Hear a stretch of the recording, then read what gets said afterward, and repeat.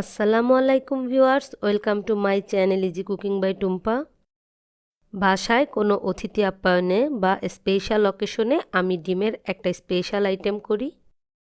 এটা ঠিক ডিমের কোরমাও না, আবার ডিমের ঝাল ভুনাও না, কিন্তু খেতে 100তে 100।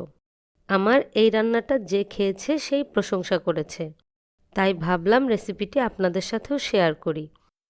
চলুন তাহলে রেসিপিটি দেখে নিই।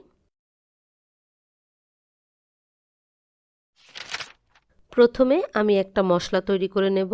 এর জন্য একটা বাটিতে নিয়ে নিচ্ছি হাফ কাপ পানি ঝরিয়ে নেওয়া টক দই, 1/4 কাপ দিচ্ছি বাদাম বাটা। আমি এখানে চীনাবাদাম ও কাজু বাদাম মিক্সড করে বেটে নিয়েছি। 1 চা চামচ করে দিয়ে দিচ্ছি শুকনো মরিচের গুঁড়া ও ধনিয়ার গুঁড়া, 1 চা চামচ করে আদা ও রসুন বাটা ও হাফ চা চামচ জিরে বাটা, 1 টেবিল চামচ দিচ্ছি টমেটো সস, 1 চা চামচ লবণ, আর দিচ্ছি 1 চা চামচ চিনি। এবার একটা কাঁটা চামচ দিয়ে এগুলোকে একসাথে খুব ভালোভাবে মিক্সড করে নেব। মিক্সড করা হয়ে গেলে একটা সাইডে রেখে আমি পরবর্তী স্টেপে চলে যাচ্ছি। চুলায় একটা প্যান বসিয়ে তাতে পর্যাপ্ত পরিমাণে তেল দিয়ে দিচ্ছি। তেল কিছুটা গরম হলে এতে 7টা সিদ্ধ ডিম দিয়ে দিচ্ছি। ডিমগুলোকে খোসা ছাড়ানোর পর আমি এর গায়ে ছুরি দিয়ে চিড়ে চিড়ে নিয়েছি। তা না হলে ভাজার সময় ডিমগুলো ফুটে অ্যাক্সিডেন্ট হওয়ার পসিবিলিটি থাকে।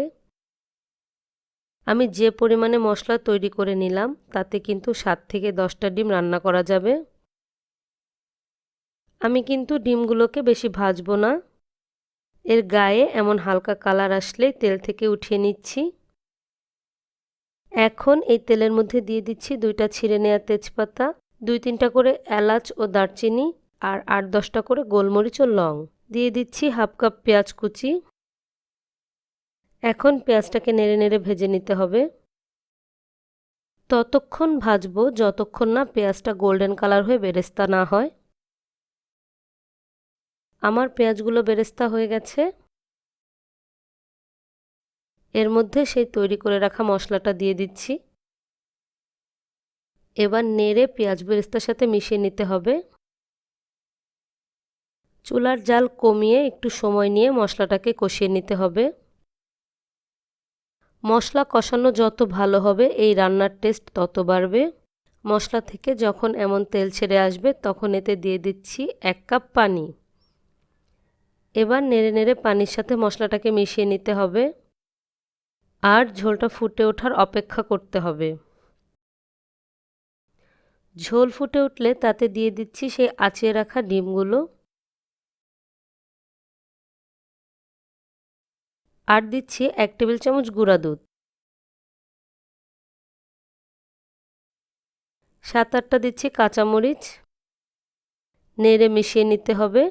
ঝোল কমে আসা পর্যন্ত রান্না করে নিব। আর যারা এখনও আমার চ্যানেলটি সাবস্ক্রাইব করেননি প্লিজ চ্যানেলটি সাবস্ক্রাইব করবেন, আর ফেসবুক থেকে দেখে থাকলে পেজটাতে একটা ফলো দিয়ে দেবেন। ঝোল কমে ঘন হয়ে আসলে দিয়ে দিচ্ছি 1/4 চা চামচ গরম মশলার গুঁড়া আর 1 চা চামচ ঘি।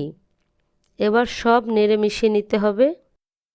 এই সময় যে কি সুন্দর একটা ঘ্রাণ ছড়ায় কি বলবো।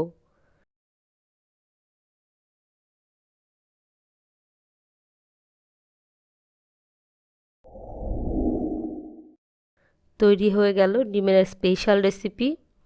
এবার পরিবেশনের পালা। এটাকে আপনারা পোলাও, খিচুড়ি, ভাত যে কোনো কিছুর সাথেই পরিবেশন করতে পারবেন। যারা এখনও আমার চ্যানেলটি সাবস্ক্রাইব করেননি প্লিজ চ্যানেলটি সাবস্ক্রাইব করবেন, আর ফেসবুক থেকে দেখে থাকলে পেজটাতে একটা ফলো দিয়ে দেবেন। আজকের মতো এ পর্যন্তই। আল্লাহ হাফেজ।